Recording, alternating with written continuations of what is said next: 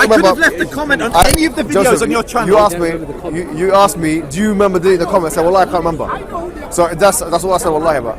Do you remember that I posted a comment on your channel? Well, I can't remember. I'm not the only person who's in charge of my YouTube channel. There's a few other people, and I can't remember. And even if you did, it's not. It's in but the here, public. okay, look. Mohammed Hijab is a public figure. No problem. Who, Joseph, who is there anything else you want to say? propagate truth. He comes here to express a message, spread a message of haq, of truth. Yes, that's why you're here. I hope so. This puts a huge question over everything. Because I deleted your comment. And you don't remember it. I mean, Joseph, this seems a bit desperate, man. Are you being serious right now? You liar, man. So if somebody refutes one of, basically the whole thing, the whole premise. What's going on here, man? You've never lied. You've never lied. It's nothing to do with lying. Joseph, is this looking a bit like you're clutching at straws a little bit and it's a bit desperate? It's not a religious disagreement. Basically, the premise is What premise? There's no argument being made. You're just saying I'm a hypocrite. That's okay. I concede. No problem. I'm a bad man. Okay. That makes sense. How does that make? I'm bad doesn't make Islam not true. I'm here to speak about Islam being true. Then why would you remove comments that put questions on it? Why would you hide? That debate was not even about Islam. It was about about the treatment of Jews under Islam. Yeah, okay. I didn't remove any comment from what I remember. How do we know you left the comment? I don't know, man. No, I got a screenshot of it. You can send it to me, man. You can put it up. Okay, look, Joseph, no problem.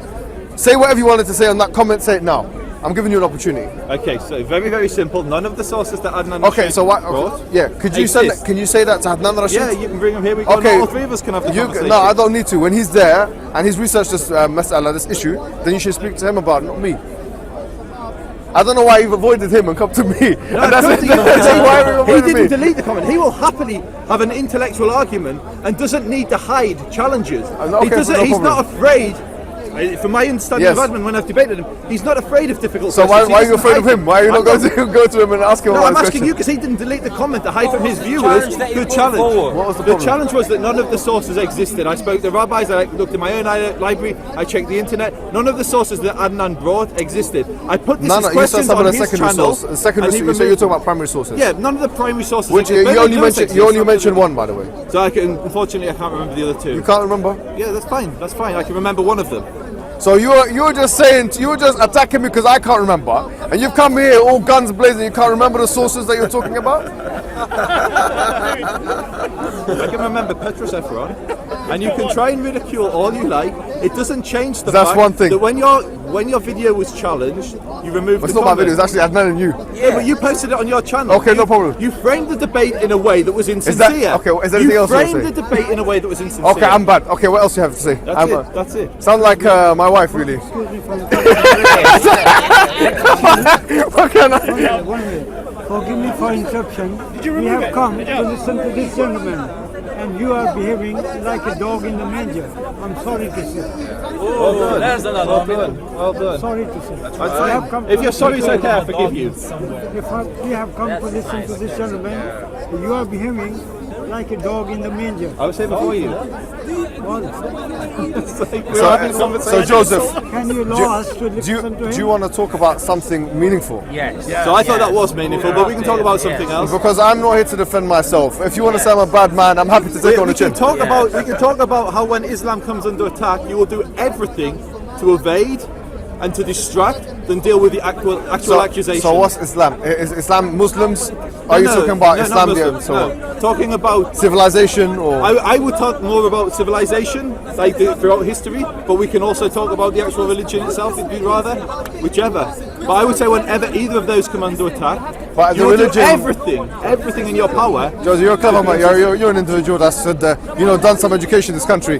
When you say the word Islam, and you refer to it as an inanimate, it's an entity, really. It's a set of ideas. Yeah. So you say it's like saying if Pythagoras' theorem comes under attack, Pythagoras' theorem attack and try and evade.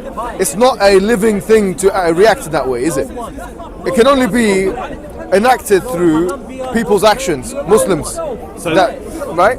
People defend their ideology. And if you're saying, I'm saying that your way of defending yours isn't sincere. No problem. I'm bad. No problem. There's very many bad Muslims. I'm sure you'd agree. There's many bad Jews as well. Yeah. Yeah. Okay, so what's the discussion about? The discussion is about you propagating dawah. Okay. So it seems like you've got a gun with no bullets in it, and you're just shooting. You have nothing to say to me today, do you? No, I absolutely have something to say. Please, to you. please. All right, so we can deal with the actual issue. The issue was Jewish civilization and Islamic civilization. I think Adnan is better to deal with that. Okay, so you said, is there anything we could talk about? I gave you a subject. No. You agreed, by the way, in that discussion with him, and that, you know, if you want to go into detail, you can go into it with Adnan because he's done more research than me on this matter. But you agreed that there were points in Islamic history that Jews. That were treated well, absolutely. And that they lived harmoniously with Muslims. So that's fine. What we're saying is that the Islamic empires that existed aforetime for 1,200 years or whatever it was, they had the propensity to produce that kind of result. So it's not always... What's that kind of result? A result of harmony between Muslims, Christians, and Jews. Okay, so when the hadith talks about forcing the Jew to the narrow side of the road. Okay, so let's deal with that, right? So the hadith that Sahih Muslim, which talks about فَأَطُّرُّهُمْ إِلَى side them, put them to the side of the tariq, of the way. And Nawawi comments on this because he does a sharh of Sahih Muslim, and he says about this that this is in the context of war. So why does it talk about street? It doesn't talk about war anywhere. It doesn't say street, it says tariq, the pathway. Yeah, pathway. Yeah, no, but every hadith is surrounded by certain contexts. So An-Nawawi for us, he's a sharh. He does the sharh of the hadith. He's not an apologist. He lived a very long time, even before Ibn Taymiyyah. He's a person we take. So I'm giving you a scholarly source. You can check it. He's a Shafi'i. He says that this applies in the context of war. And this was connected to some of the wars that existed between the Muslims and the Romans at that time as well. And so why then throughout Islamic history, when there was no war, when there were times of peace, this has been enacted? Well, throughout Islam, look, Joseph, once again, you're a clever guy. When you say throughout Islamic history, I mean, there's so much history there to talk about in one breath. Why should a religion that's perfect be subject to such gross interpretation or misinterpretation? Well, I'm not conceding you the point that all of Islamic empires, from Spain to the Abbasids to the Umayyads to all of those empires, every single one of them had that kind of a relationship with Jewish people. I'm not conceding that to you, and I don't think you could prove that easily. I don't think I could, so we've got lots of Jewish writings from Jews who lived under different caliphs. Some caliphs might have done bad things, like the Muwahhidun and Murabitun, and I agree, I accept. They were very harsh with Muslims, and they were very harsh with Jews. Yeah. So I agree with that. But what I'm saying is, I'm not here to defend those people. I'm here to I'm not. I'm here to defend the Quran and the Sunnah. But that's what I'm saying. If the so Quran I'm telling you, my interpretation can be perverted so easily. No, anyone can have a bad interpretation of things. But so only you have the. No, I quoted you a scholarly source. But this is the difficulty with this argument. If something is divine and from God, all right, and the perfect instruction for humanity, all right, yet it talks about things which, on the surface, seem pretty bad. So slavery, forcing people. So you talk about the Old Testament? No, we can go there. Absolutely, we can go there. No, hold on, because these things apply to the Old Testament. So I agree. And I can give you a Jewish explanation. So this argument applies to yourself, does it? Yeah, we can definitely go good. there. Right. But you're saying this is a religion from God that's perfect and unchanging. Yep. Yet Muslims throughout history have based, I would say, quite. You seem quite. What are you talking? Can you get to the point? I mean, we just gave an example of. And I've explained it. I say that I don't accept that interpretation. That's talking about war. It's talking about combat. And I've given you some scholarly sources. But there are many scholars who are more authoritative than you. So Ibn Kathir is an example. What does he say? He doesn't do it. He doesn't do a sharh of the hadith. He does a tafsir of the Quran. And Nawawi does a sharh of Sahih Muslim, so it's more applicable here. And by the way, Nawawi is more authoritative than Ibn Kathir when it comes to hadith because he was a muhaddith, whereas Ibn Kathir was a mufassir. Okay, and he came after him, by the way. And that's fine, but is he obviously not more authoritative than you, Ibn Kathir? Yeah, but Nawawi is more authoritative than Ibn Kathir in this.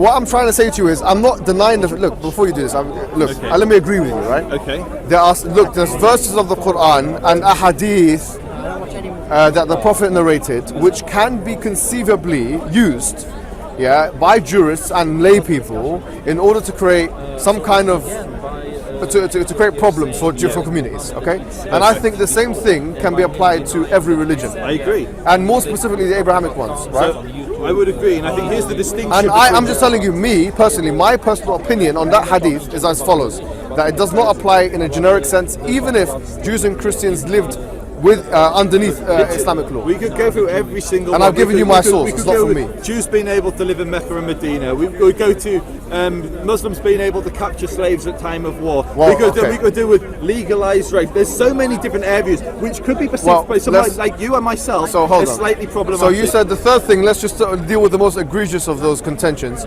which is the third one you've mentioned, which can, I think, easily be repudiated. Which ones are? Rape. Yeah, so you said legalized rape. Yeah. So can you give me your source for this? So an example would be when you take a slave, a Muslim is allowed to have relations with his slave. Okay. And then there's a question on the status of the children. There's a question on... What is the question on the status of the children? No, you don't need your phone. Just I do need my phone because I don't want to say something incorrect. Okay, well, you've already done that. So okay, so you're saying that a Muslim Yep. is not allowed to have relations with a slave woman? What I'm saying, let's be very clear. You said legalization of rape. Yes? But that's what that is by No, British I law. said that By that British can- law, that's law. You no. can't. Can a Muslim, can a wife refuse her husband? Yes. That's not what the Quran. No, hold on. If she refuses her husband, the man can't force her. And the same thing. What does hold on. Let me explain. Can I explain? Yeah. The Quran we'll doesn't go on mention the this. slave The word ikhtisab is not in the Quran. It talks about you go and plough a field or something from memory. Yeah, نساءكم حرث لكم فأتوا حرثكم أن شئتم. Your women are a tilth for you, so plough your tilth whenever you want. Yeah. But it doesn't mean that you can force them. So does a And woman need a consent? Yes. Can I give you? Can you show me? Yes. Yes. Yes. So you said, and by the way, not only just at the time where there was indentured servants, they need to consent as well. Based on what hadith? Indentured servants or slaves? You can call them slaves if you want. I don't mind. I mean, no. What's this? Just for the But camera by the for way, myself, can you make a distinction? actually, an indentured servant, from an academic perspective, is a type of slave. But it's a type of slave which is not, child slavery or something like that. But going back, No. Yeah. How does a slave that's captured in a time of war relate to what you just described? Yeah. So that's exactly. Can what the I'm slave who was captured at a time of war go free? talking about. Yes.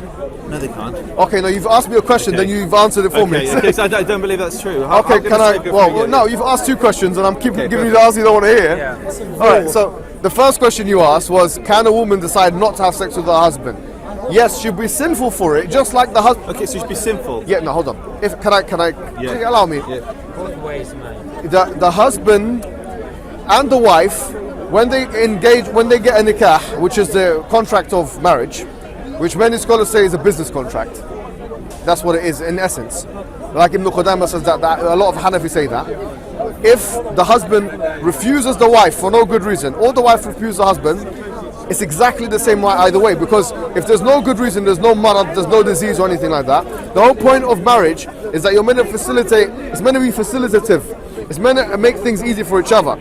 Now, the reason why, by the way, sorry, Joseph, look, put it away if you don't mind for a second. Let's have a one-to-one discussion. It's not about just attacking Islam and this. Let's have a discussion, like, honestly. If you really want to learn and this and that, we can do it. No, I just need sources to respond because I'm not Muslim. I will definitely. I'm not an expert like yourself. No, I'm not an expert, but I'm quoting the expert. And the issue with last time was I believe Adnan didn't know his sources, so I just want to make sure what I say is I will correct. tell you exactly what. Can you look at me, please? I try and pay you the courtesy of looking at you. So, look, what I was going to say is that the question of rape is absolutely unacceptable in Islam. What's the evidence from that? The evidence for that is what Ash-Shafi'i wrote from the Quran and Sunnah. La darar wa la dirar. Hadith. You can't cause harm to yourself or reciprocate harm. You can't cause harm to other people. And so, based on this hadith, all of the scholars of Islam would say, because if you have sex with a woman, sorry to be very explicit here, but without her consent, without her wanting to do it, it's going to cause her harm. Would you agree? I would agree. Yes. But No. Yeah. And Ash-Shafi'i would agree. Malik would agree. And in fact, it's mentioned in their books, where both of those men, in the case of Malik, it's been narrated upon him, but in the case of Ash-Shafi'i, in his Kitab al source, his Kitab is called Kitab al where he says, with an indentured servant, if she refuses you, in other words, she does not give her a consent, and you force yourself upon her, then you are actually you have a punitive punishment administered upon you. Now, the second question you asked was, can an indentured servant be freed if they want to? And the answer to that is categorically yes. And what's the evidence for that? It's in chapter 24, verse 33, where Allah subhanahu wa ta'ala talks about mukataba. Now, what is mukataba? According to Al-Qurtubi, who is a mufassir of the Quran in Spain, and one of the most authoritative in the Islamic history, he said that a mukataba, and he quoted some salaf, he quoted some sahabis. He said that, like Ibn Mas'ud and others, if someone who's living in the house of an individual wants to be freed and says, look, I don't want to be with you and I don't want to be in this setup anymore, and they go to Al-Qadi, which is a judge, and then they tell the judge, I don't want to be in this house anymore, and if they don't have a criminal record, in alima fihim khayra. And this is non-Muslims? Non-Muslims as well. Yes, non-Muslims as well. Okay, so just because can you explain that? Yeah. So Can I you're telling explain? me that just very quickly, you're telling me that at a time of No, war, but you didn't let me finish that last sentence. Sorry, I apologize. So in that case, if they go to the Qadi, Al-Qurtubi says, they can forcibly be freed. So in other words, if that person is not happy in that situation, they will forcibly be freed. In other words, why is it now, the question is, why would someone want to be in that situation? The reason is, because remember, this is an ancient time, you didn't have social housing, you didn't have, accommodations and so on. Some people literally felt like that was going to be their only way that they can reintegrate into a society, to get provisions, to be protected by the military men that were living in their homes and so on. So some people opted, and this is in the historical record as well, up until the Mamalik, both in Egypt and in India, to be part of that system. So what I'm saying is that, Islamically speaking, that opinion does exist, and it's mentioned in our sources, and I've given you the sources. Do you see what I'm saying? So I see what you're saying. And is that fair? Is that fair to say that?